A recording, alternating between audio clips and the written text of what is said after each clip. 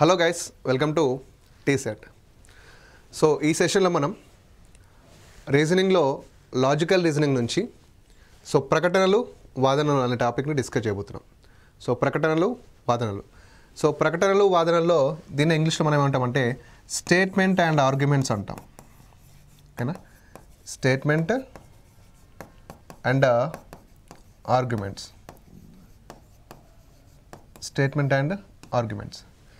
Statements and arguments అంటే ఏంటి అంటే, ఒక స్టేట్మెంట్ ఇస్తాడు, దాని మీద ఆర్గ్యుమెంట్స్ కూడా ఇస్తాడు. అంటే ఒక స్టేట్మెంట్, ఒక ప్రకటన ఇచ్చాడు అనుకోండి. ఓకే, ఒక ప్రకటన ఇచ్చినప్పుడు దాని మీద కొన్ని ఆర్గ్యుమెంట్స్ ఇస్తాడు. ఆర్గ్యుమెంట్స్ కూడా ఎప్పుడు కూడా మనకి ఎలా ఉంటాయంటే, ఓకేనా, ఒకటి ఎస్ అని ఉంటుంది, ఒకటి నో అనే ఆర్గ్యుమెంట్ కూడా ఉంటుంది. ఓకేనా? ఎస్ అనే ఆర్గ్యుమెంట్ ఉంటుంది, నో అనే ఆర్గ్యుమెంట్ ఉంటుంది. ఇక్కడ మీరు గమనించాల్సింది ఏంటంటే, చాలామంది ఏం చేస్తారంటే ఎస్ అనే ఆర్గ్యుమెంట్ రైట్ అయింది కాబట్టి నో అనే ఆర్గ్యుమెంట్ తప్పు అవుతుంది అనుకుంటారు, లేదా నో అనే ఆర్గ్యుమెంట్ రైట్ అయింది కాబట్టి ఎస్ అనే ఆర్గ్యుమెంట్ తప్పైంది అనుకుంటారు. ఓకే, ఇక్కడ రెండు రైట్ అయ్యే ఛాన్సెస్ ఉన్నాయి, రెండు రాంగ్ అయ్యే ఛాన్సెస్ ఉన్నాయి. రెండిట్లలో ఏదో ఒకటి రైట్ అయ్యే ఛాన్స్ కూడా ఉంటుంది. ఓకేనా? అంటే నేనేమంటున్నా అంటే ఎస్ అనే ఆర్గ్యుమెంట్ రైట్ అయింది కదా అని నో అనే ఆర్గ్యుమెంట్ తప్పు కాదు, నో అనే ఆర్గ్యుమెంట్ తప్పైంది కదా అని ఎస్ అనే ఆర్గ్యుమెంట్ తప్పు కాదు, రైట్ కాదు. ఓకేనా? అంటే ఇప్పుడు సింపుల్గా ఒక ఎగ్జాంపుల్ చెప్పాలంటే నాన్న, ఇప్పుడు మామూలుగా నేను ఎందుకు ఇది చెప్తున్నానంటే, ఇప్పుడు సింపుల్గా ఒక స్టేట్మెంట్ ఇచ్చాడు అనుకోండి, నేను మామూలుగా చెప్తున్నాను, మీరు ఏమండి స్టేట్మెంట్ ఏమిస్తారంటే ప్రభుత్వ ఉచిత పథకాల గురించి ఇచ్చాడు అనుకోండి. ప్రభుత్వ ఉచిత పథకాల గురించి ఒకటి ఇచ్చాడు, ఒక ఆర్గ్యుమెంట్ ఇచ్చాడు అనుకోండి. ఏంటి అంటే, సరే స్టేట్మెంట్ ఏమి ఇచ్చాడంటే నిరుద్యోగ భృతి గురించి డిస్కస్ చేస్తాడు. నిరుద్యోగ భృతి అంటే స్టూడెంట్స్కి నిరుద్యోగ భృతిని ఇవ్వాలి అని ఒకటి డిస్కస్ చేస్తాడు, నిరుద్యోగ భృతిని ఇవ్వాలని డిస్కస్ చేస్తాడు. అయితే ఆర్గ్యుమెంట్స్ ఏమంటున్నంటే ఎస్ వాళ్ళకి అది ఫినాన్షియల్గా, ఓకేనా, ఎస్ వాళ్ళకి అది ఫినాన్షియల్గా సహాయపడుతుంది అని ఒకటి ఇచ్చాడు. నో అది వాళ్ళల్లో కాంపిటీషన్ని తగ్గిస్తుంది, అంటే కాంపిటేటివ్ స్పిరిట్ని తగ్గిస్తుందని ఇచ్చాడు. ఓకేనా? ఇప్పుడు ఏమైతేనా అంటే ఫస్ట్ స్టేట్మెంట్ ఏం చెప్పిందంటే నిరుద్యోగ భృతిని ప్రకటించాలని చెప్పినప్పుడు ఫస్ట్ మనం ఆలోచించాల్సింది ఏంటంటే ఆ స్టేట్మెంట్ అనేది నిరుద్యోగ భృతికి సంబంధించింది. నిరుద్యోగ భృతి అనేది ఒక ఫ్రీ స్కీమ్, అంటే ఒక ఉచిత పథకం. ఆ ఉచిత పథకాన్ని గురించి ఆలోచించేటప్పుడు ఎస్ ఫినాన్షియల్గా కొంతమంది స్టూడెంట్స్కి సహాయపడుతుందంటే ఎస్ ఎగ్జాక్ట్గా సహాయపడుతుంది. ఇప్పుడు చాలామంది స్టూడెంట్స్ ఫినాన్షియల్గా స్ట్రగుల్ అవుతూ గవర్నమెంట్ జాబ్స్కి ప్రిపేర్ అవుతారు. సో నెలకు అది వాళ్ళకి వస్తే అది రెంట్ కట్టుకోవడానికో బుక్స్ కొనుక్కోవడానికో సంవాట్ ఏదో ఒక దానికి ఉపయోగపడుతుంది. కాబట్టి ఎస్ అనే ఆర్గ్యుమెంట్ని రైట్ చేస్తాం. ఓకేనా? ఇక్కడ ఏం చేస్తారు, ఎస్ అనే ఆర్గ్యుమెంట్ రైట్ చేసినాం కాబట్టి నో అనే ఆర్గ్యుమెంట్ రాంగ్ అనుకుంటారు. మళ్ళీ అలా కాదండి. ఇప్పుడు దీన్ని ఎస్ అనే ఆర్గ్యుమెంట్ని నువ్వు రైట్ చేసినావు కదా, దీన్ని మనసులో నుంచి తీసేయక నో అనే ఆర్గ్యుమెంటే కావాలి, నో అనే ఆర్గ్యుమెంట్నే ఆలోచించాలి. నో ఇది కాంపిటేటివ్ స్పిరిట్ని తగ్గిస్తుంది. అంటే కొంతమంది స్టూడెంట్స్ ఎలా ఉంటారంటే ఎస్ డబ్బులు వస్తున్నాయి కదా అన్నట్టు ఒక ఆ మాయలో పడి వాళ్ళు చదవడం తగ్గిస్తూ ఉంటారు. ఓకేనా? ఇది కూడా ఏమవుతుందంటే రైట్ అవుతుంది. సో ఎప్పుడైనా కానీ ఒక ఉచిత పథకానికి సంబంధించి ఎప్పుడైనా కానీ ఇక్కడ పాయింట్ ఏంటంటే, ఎప్పుడైనా కానీ ఒక గవర్నమెంట్ ఫ్రీ స్కీమ్కి సంబంధించి పాజిటివ్స్ ఉంటాయి అండ్ నెగిటివ్స్ ఉంటాయి. ఇప్పుడు సింపుల్గా చెప్పాలంటే, సో రైతు బంధు ఉంది అనుకోండి, ఎగ్జాంపుల్గా చెప్తున్నాను. రైతు బంధు కొంతమంది రైతులకు ఉపయోగపడుతుంది. ఓకేనా? అంటే సహాయంగా, అంటే చిన్న ఇప్పుడు ఒక ఎకరం నుంచి 4 ఎకరాల వాళ్ళకు ఫినాన్షియల్గా కొంచెం అది ఉపయోగపడుతుంది. బట్ 10 నుంచి ఎక్కువ ఉండడానికి అవసరం లేదు కదా. ఓకేనా? అంటే ఇప్పుడు ఈ రైతు బంధు అంటే మీరు స్టేట్మెంట్లలో ప్రతి ఒక్క దాన్ని మనం క్షుణ్ణంగా పరిశీలించాలి. అంటే రైతు బంధు అనేది ఫస్ట్ ఏంటి, ఒక ఫ్రీ స్కీమ్. ఎప్పుడైనా కానీ ఒక గవర్నమెంట్ ఫ్రీ స్కీమ్కి పాజిటివ్ ఉంటుంది, నెగిటివ్ ఉంటుంది. 100% పాజిటివ్ ఉండదు, 100% నెగిటివ్ ఉండదు. పాజిటివ్ అండ్ నెగిటివ్ రెండు ఉంటాయి. ఇప్పుడు ఫ్రీ బస్, అందులో కూడా మనకు పాజిటివ్స్ ఉంటాయి, నెగిటివ్ ఉంటాయి. అంటే స్టేట్మెంట్ని చూసేటప్పుడు మీరు స్టేట్మెంట్ చూసేటప్పుడు దాన్ని పిన్ పాయింట్ తీసుకోవాలి. అది ఏంటిది, ఫస్ట్ నిరుద్యోగ భృతి ఏంటిది, ఉచిత పథకం అంటే ఖచ్చితంగా పాజిటివ్ ఆర్గ్యుమెంట్ కరెక్ట్ అవుతుంది, నెగిటివ్ ఆర్గ్యుమెంట్ కరెక్ట్ అవుతుంది. సో ఆ విధంగా అనమాట. అంటే ఈ విధంగా స్టేట్మెంట్ని మనం ఆలోచించాలి. ఇంకా స్టేట్మెంట్స్ని ఇంకా ఆర్గ్యుమెంట్స్లో మనం కొన్నిటిని మనం ఓకేనా ఆర్గ్యుమెంట్లో కొన్నిటిని ఏ విధంగా చేయాలంటే ఇప్పుడు అంటే ఆలోచించి థాట్ ప్రాసెస్ ఏ విధంగా ఉండాలంటే మనకి అవుట్ ఆఫ్ ది లా ఎప్పుడు ఉండకూడదండి. ఓకేనా థాట్ ప్రాసెస్ ఎప్పుడు అవుట్ ఆఫ్ ది లా ఎప్పుడు ఉండకూడదు. అంటే మనం ఎలా ఉండాలంటే మన బిహేవియర్, మన ఆలోచన, వ్యక్తిత్వం ఏ విధంగా ఉన్నా, ఎంత క్రూరంగా ఉన్నా కానీ ఇక్కడ మాత్రం నీతి నిజాయితీగా దేశానికి సంబంధించినటువంటి విషయాలతో చాలా సున్నితంగా స్పందిస్తూ ఉండాలి. అంటే చాలా మంచి వాళ్ళకే యాక్ట్ చేయాలి. ఇక్కడ నువ్వెంత అంటే నీ బిహేవియర్ ఎంత హార్డ్గా ఉన్నా మంచిదే, కానీ నువ్వు ఇక్కడ మంచివాడివి, మంచి చేయాలి, లంచం తీసుకోకూడదు. ఓకేనా ఆ విధంగా నువ్వు ఉంటే ఆర్గ్యుమెంట్స్ అనేవి కరెక్ట్ అవుతూ ఉంటాయి. అంటే అలాంటి ఆర్గ్యుమెంట్స్ని కరెక్ట్ చేయాలి. అంటే దేశానికి సంబంధించినటువంటి ఎలాంటి పాజిటివ్ అయినా కానీ, దేశానికి సంబంధించినటువంటి ఎలా పాజిటివ్ ఆర్గ్యుమెంట్ అయినా కరెక్ట్ అవుతుంది, డిపెండ్స్ ఆన్ ద స్టేట్మెంట్. దేశాన్ని విమర్శించేటటువంటి ఎలాంటి నెగిటివ్ అయినా కానీ రాంగే ఖచ్చితంగా. ఓకేనా దేశం గురించి మాట్లాడినప్పుడు, చిన్నపిల్లల లా గురించి మాట్లాడినప్పుడు, ఆడవాళ్ళ గురించి మాట్లాడినప్పుడు ఇక్కడ మనకి ఎప్పుడు కూడా నెగిటివ్ ఆర్గ్యుమెంట్స్ అనేవి ఆల్మోస్ట్ రాంగ్ అవుతాయండి. ఓకేనా అంటే చాలా పాజిటివ్గా దేశానికి సంబంధించి, చిన్నపిల్లలకు సంబంధించి, మహిళలకు సంబంధించి వీటన్నిటి విషయాల్లో మనం పాజిటివ్గా ఉండాల్సిన అవసరం ఉంటుంది ఇక్కడ. ఓకేనా సో ఇదన్నమాట. సో ఒక ఉచిత పథకం వచ్చినప్పుడు ఏ విధంగా ఆలోచించామో ఇలా నేను చెప్పినటువంటి పిన్ పాయింట్స్ కూడా అదే విధంగా ఆలోచించాలి. ఓకేనా ఒకసారి క్వశ్చన్లోకి వెళ్తే ఫస్ట్ క్వశ్చన్ అన్న ప్రకటన, మన దేశం పొరుగు దేశానికి ఉచిత ఆహారం ఇవ్వాలా. ఇప్పుడు ఇక్కడ మన దేశం పొరుగు దేశానికి ఉచిత ఆహారం ఇవ్వాలి. నీకు ఇక్కడ ఏమర్థమవుతుంది, ఇలా ప్రకటన ఈ విధంగా ఇవ్వడం వల్ల అంటే మన దేశం ఇంకొక దేశానికి సాయం చేయడం అనేది మంచిదా కాదా? ఎస్ మంచిదే కదా. సో వాదన చూస్తే ఫస్ట్ ఆర్గ్యుమెంట్స్, అవును పొరుగు దేశం ప్రకృతి వైపరీత్యాల కారణంగా తీవ్రంగా ప్రభావితం అవుతుంది. ఇలాంటి సందర్భంలో మన దేశం ఇతర దేశాలకు హెల్ప్ చేస్తే మన దేశానికి వచ్చే పేరు, కీర్తి ప్రతిష్టలు చాలా పెరుగుతాయి. అంటే స్టేట్మెంట్ ఆధారంగా మనం ఇచ్చేటటువంటి ఈ ఫస్ట్ వాదన అనేది ఏమవుతుందంటే కరెక్ట్ అవుతుంది. ఓకేనా నెక్స్ట్, పొరుగు దేశం ఎప్పుడు మన శత్రువు, చాలా నెగిటివ్ కదా. పొరుగు దేశం ఎప్పుడు మన శత్రువు. ఇక్కడ పొరుగు దేశం ఆపదలో ఉన్నా సరే మనం సహాయం చేయాల్సి ఉంటుంది. సో ఎలాంటి శత్రువు అయినా సరే కొన్ని ఇబ్బందులు పడ్డప్పుడు మనం హెల్ప్ చేస్తూ ఉంటాం కదా. సో పొరుగు దేశం మన శత్రువు అనేది ఏమవుతుందంటే రాంగ్ అవుతుంది.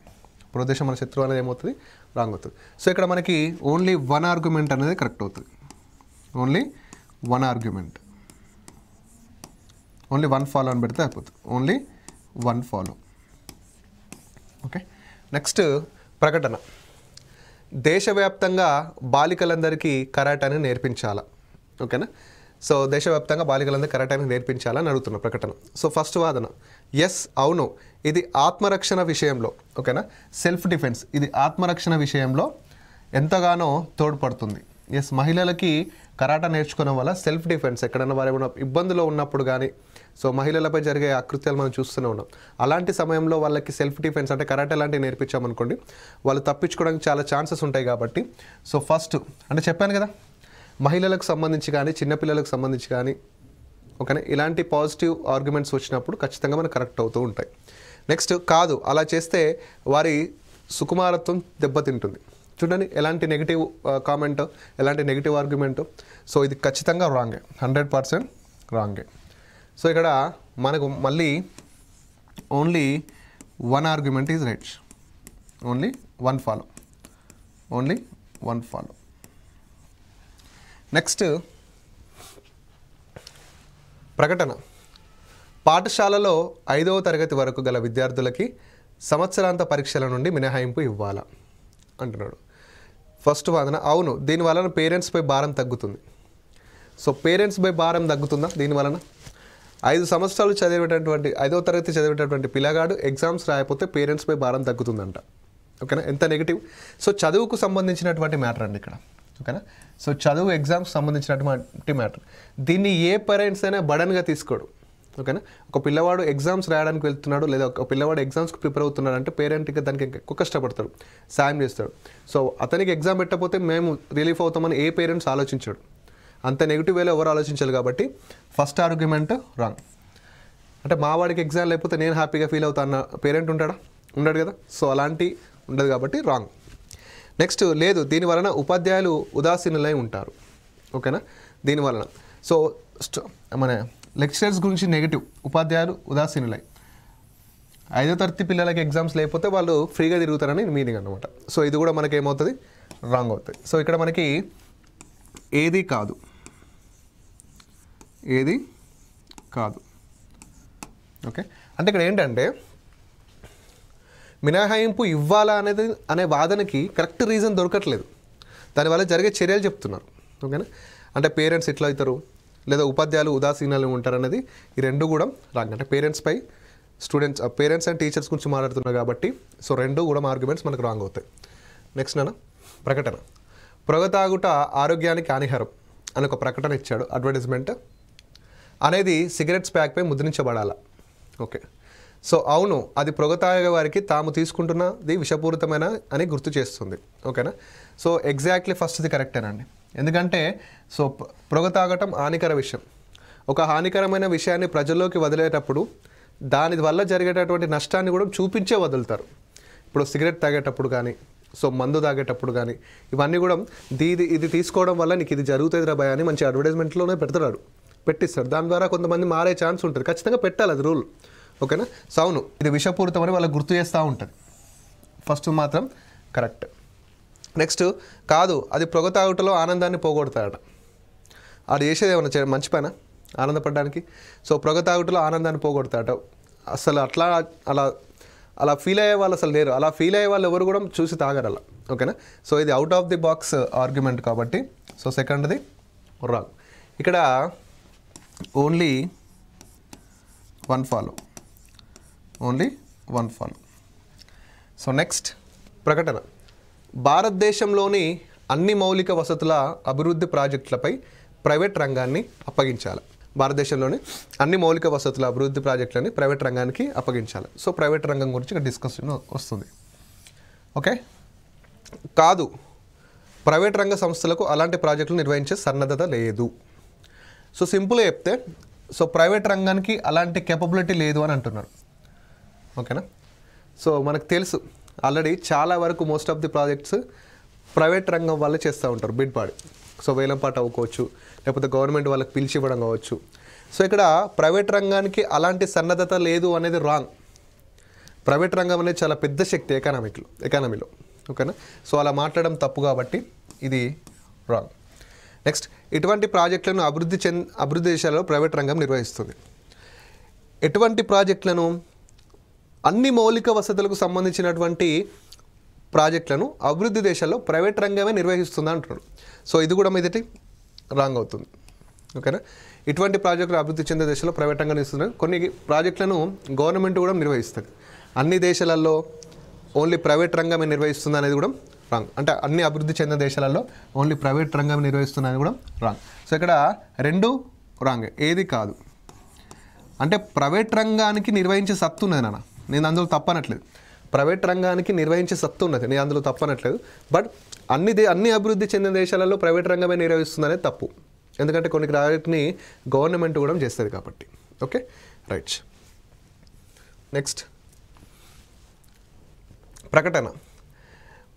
వెస్టి కుటుంబాలు ఉమ్మడి కుటుంబాల కంటే ఉత్తమమైనవా అంటున్నాడు. వెస్టి అంటే చిన్న కుటుంబాలు నాన్న, చిన్న కుటుంబాలు. సో ఓన్లీ 2 కపుల్స్ మాత్రమే ఉండేటటువంటి కుటుంబాలు. సో వాదన లేదు, ఉమ్మడి కుటుంబాలు అధిక భద్రతను కల్పిస్తాయి. ఓకేనా, ఇక్కడ చిన్న కుటుంబాలకి ఉమ్మడి కుటుంబాలకు సంబంధించినటువంటి డిస్కషన్ వస్తుంది. ఓకేనా, సో ఇక్కడ ఉమ్మడి కుటుంబాలు అధిక భద్రతను కల్పిస్తాయంటే ఎస్, ఎందుకంటే చాలా మెంబర్స్ చాలా ఉంటారు కాబట్టి ఉమ్మడి కుటుంబాలలో అవన్నీ బాండింగ్ అనేది ఎక్కువ ఉంటుంది కాబట్టి ఏదైనా సమస్య వచ్చినప్పుడు కానీ ఏదైనా ఫినాన్షియల్గా కావచ్చు, ఫిజికల్లీ కావచ్చు, what ever it may be. Okay, అలాంటివి వచ్చినప్పుడు వాళ్ళు ఖచ్చితంగా మనకు తోడుగా ఉంటారు. అంటే భద్రత అనేది ఖచ్చితంగా ఉంటుంది ఉమ్మడి ఫ్యామిలీస్లో. సో దీన్ని నేను అగ్రీ చేస్తాను. నెక్స్ట్, అవును, వెస్టి కుటుంబాలు అధిక స్వేచ్ఛను కల్పిస్తాయి. ఓకేనా, సో ఇక్కడ నెక్స్ట్ చిన్న కుటుంబాలు అధిక స్వేచ్ఛను కల్పిస్తాయి అంటే ఎస్, ఇది కూడా కరెక్టే అండి. చిన్న కుటుంబాలలో ఎవరు ఉంటారు? ఉంటే కప్పులు ఇద్దరే ఉంటారు. సో అక్కడ స్వేచ్ఛ అనేది ఎక్కువ ఉంటుంది. అంటే నువ్వు తీసుకునే డిసిషన్ని అడగడానికి, అంటే నువ్వు తీసుకున్న డిసిషన్ని ఓకే చేయడానికి ఒక్కరో ఇద్దరు తప్ప ఉమ్మడి కుటుంబాల్లో ఒక 10-15 మంది ఉన్నారు. ఇప్పుడు ఉమ్మడి కుటుంబాల్లో అయిందనుకోండి, నువ్వు ఒక టూర్కి పోవాలనుకో, ఇక్కడ అధిక భద్రత అనేది ఉంటుంది ఖచ్చితంగా, నేను కాదనట్లేదు. స్వేచ్ఛ విషయానికి వస్తే ఉమ్మడి కుటుంబం కంటే చిన్న కుటుంబంలోనే ఎక్కువ ఉంటుంది.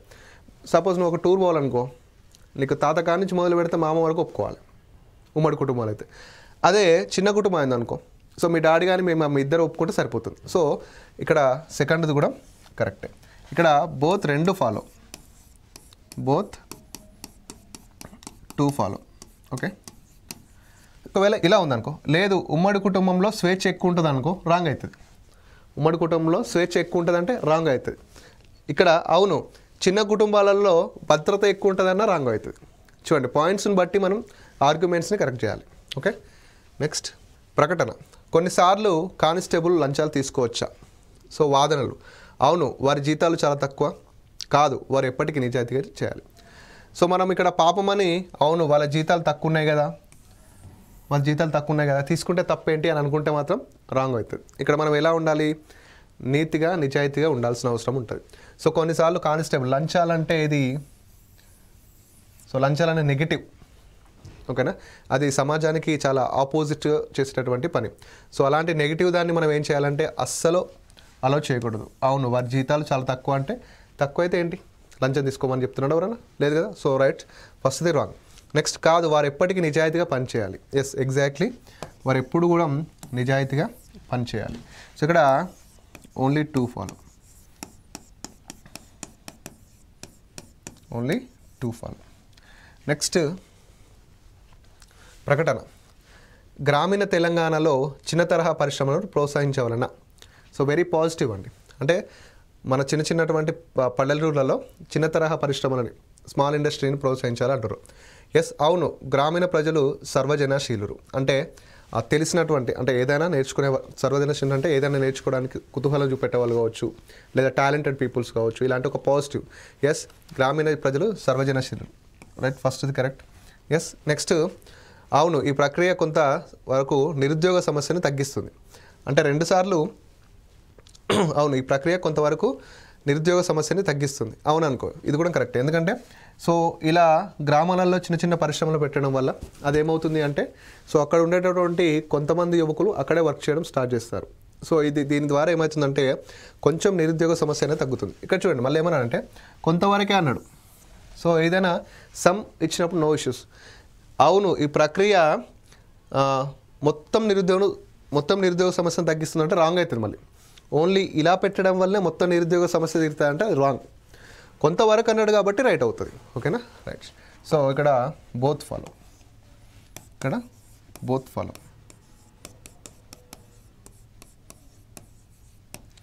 సో నెక్స్ట్, సో ప్రకటన. హైదరాబాద్ ఔటర్ రింగ్ రోడ్ను ప్రాంతర ప్రమాదాల కారణంగా మూసివేయబడన అన్నాడు. సో వాదన ఏంటి అంటే, అవును ప్రజలు రక్షణ దృష్ట్యా మూసివేయాలి. మీరు ఇక్కడ పాపమని ఇట్లా వేయద్దు. హైదరాబాద్ ఔటర్ రింగ్ రోడ్ మీద ప్రమాదాలు అవుతున్నాయండి. ప్రమాదాలు అయితే ఏం చేయాలి? దాన్ని మూసేయాలా? అసలు ఔటర్ రింగ్ రోడ్ వల్ల ఎంత ట్రాఫిక్ సమస్య తగ్గుతాయి మనకు సిటీలలో. అసలు ఆ పాయింట్ ఆఫ్ వ్యూలో మాత్రమే ఔటర్ రింగ్ రోడ్ని బిల్డ్ చేయడం జరిగింది. ఎస్, సో ఇది ప్రజల రక్షణ దృష్ట్యా మూసివేయాలంటే చాలా వరకు రాంగ్. అలా చేస్తే ఇంకా ఎక్కువ ప్రమాదం జరిగే ఛాన్స్ ఉంటుంది. ఇంకా హెవీ వెహికల్స్ లోపలికి, అంటే సిటీ లోపలికి రావడం, ప్రజలు ఇబ్బంది పడడం జరుగుతుంది. సో ఫస్ట్ అయితే రాంగ్ అవుతుంది. నెక్స్ట్ సెకండ్ది, కాదు తగినటువంటి రక్షణాత్మక చర్యలను తీసుకోవాలి. ఎస్, ఇది ఫస్ట్ ప్లాన్. అంటే స్పీడ్ తగ్గియడం కావచ్చు, కొన్ని వార్నింగ్ జోన్స్ పెట్టడం కావచ్చు, ఇవన్నిటి ద్వారా మనకు ఔటర్ రింగ్ రోడ్ అనేది సేఫ్గా ఉంటుంది. ఓకే, దాన్ని మూసేయడం ద్వారా సేఫ్గా ఉండదండి. దాన్ని మూసేస్తే ఇంకా చాలా ఇబ్బంది.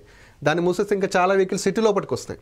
దాని ద్వారా ఇంకెక్కువ ప్రమాదం, అంటే కాలుష్యం కానీ, యాక్సిడెంట్స్ కానీ, ట్రాఫిక్ సమస్య కానీ, ఇన్ని ప్రమాదాలు ఉంటాయి. సో దాన్ని మూసివేయకుండా అక్కడ జరిగేటువంటి ప్రమాదానికి నివారణ చర్యలు చూపెట్టాలి. అదేంటి?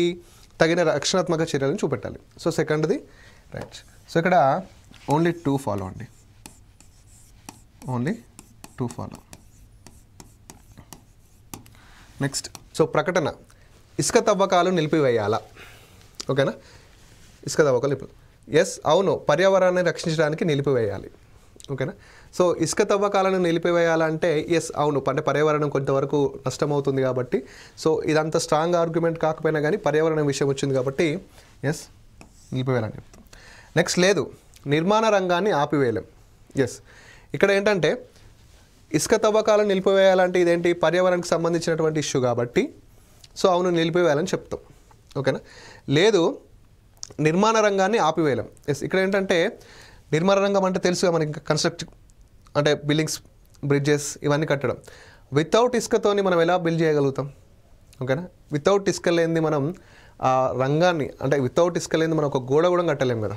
సో ఖచ్చితంగా నువ్వు ఇసుక లేకపోయింది అనుకో నిర్మాణ రంగం మొత్తం డమాల్ అయిపోద్ది. సో దాన్ని మనం ఆపివేయలేం, అది మనకు ఖచ్చితంగా కావాలి కాబట్టి. సో సెకండ్ది కూడా కరెక్టే. ఇసుక తవ్వకాలను నిలిపివేయాలనేది ప్రకటన వరకు ఇసుక తవ్వకాలను తగ్గివ్వాలి. ఓకేనా, ఒక కన్స్ట్రక్టివ్ వేలో అంటే లిమిట్ వేలో చేస్తే బెటర్ అవుతుంది. ఓకేనా, అంటే ఇక్కడ ఇసుక తవ్వకాలు నిలిపేయాలంటే పర్యావరణం పరంగా ఆలోచిస్తే ఖచ్చితంగా నిలిపేయాలనిపిస్తుంది. బట్ ఇంకో వేలో ఏంటంటే ఇసుక తవ్వలు ఆపేసారు అనుకో, మరి బ్రిడ్జెస్ కానీ ఇవన్నీ కానీ ఎట్లా మరి, అవి లేకపోతే ప్రజలు ఇబ్బందులు పడతారు కదా. సో అందుకే అవును అని ఆయన కాదు అని అనే రెండు పాజిటివ్ నెగిటివ్ని రైట్ చేశాం. సో ఇక్కడ బోత్ ఫాలో. ఓకే, రెండు ఫాలో అవుతుంది. నెక్స్ట్, అత్యవసర సేవలో సమ్మెలను నిలిపివేయాలా? ఎస్, అవును, ఎందుకంటే సమ్మెలు సాధారణ జనజీవనాన్ని ఆటంకపరుస్తున్నాయి.